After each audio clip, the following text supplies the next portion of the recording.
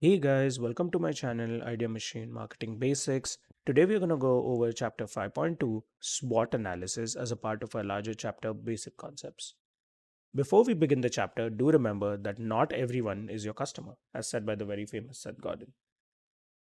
To quickly talk about what the SWOT matrix entails, as I said last time, we are just going over basic marketing frameworks for you to understand how you can use these frameworks on a daily basis, right?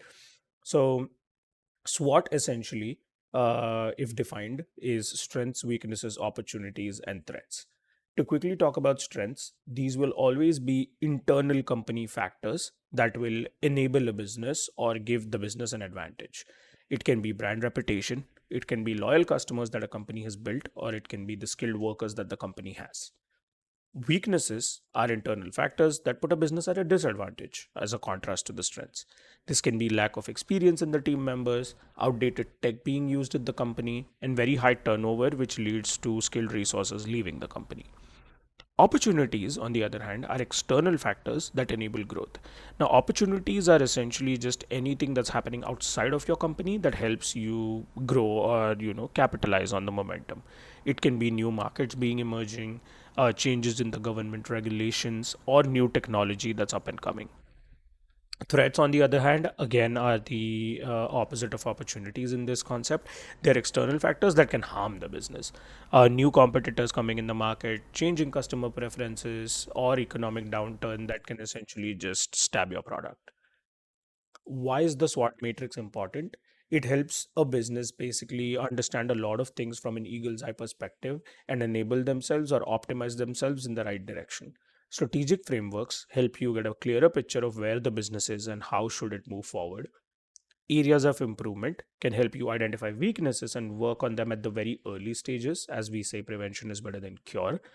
Capitalizing on opportunities helps you developing strategies based on the changing markets and take advantage of that. And lastly, minimizing threats, which means mitigating the threats is easier if they are if they are being recognized faster.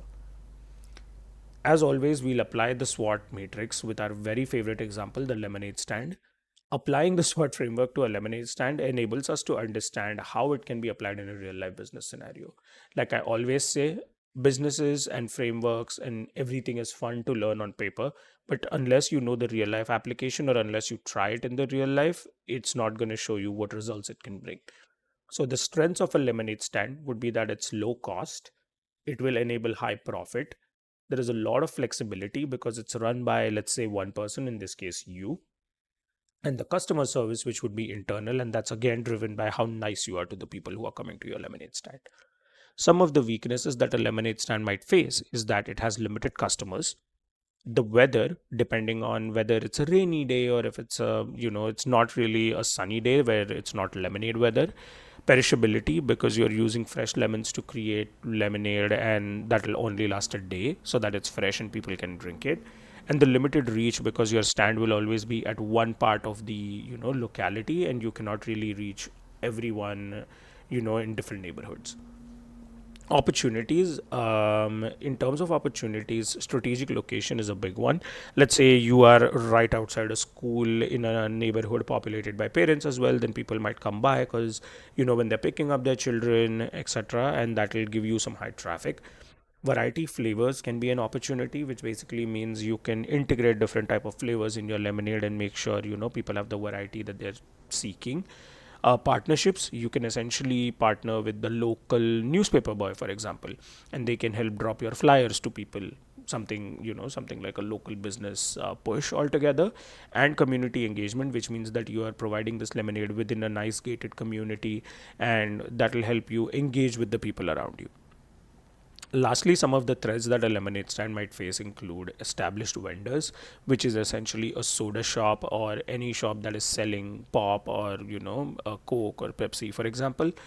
Safety regulations, if you're not following them, that can be a big problem and your stand might be in trouble.